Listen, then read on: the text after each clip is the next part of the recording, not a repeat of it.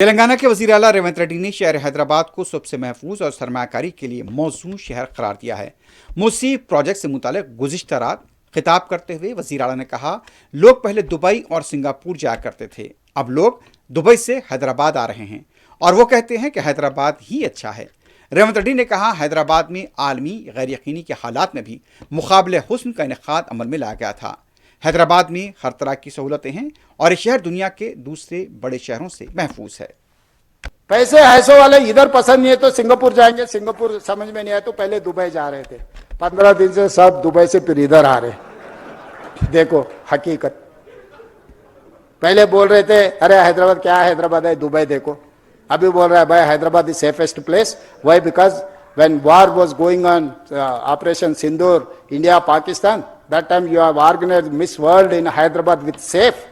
So Hyderabad is safest place for any person.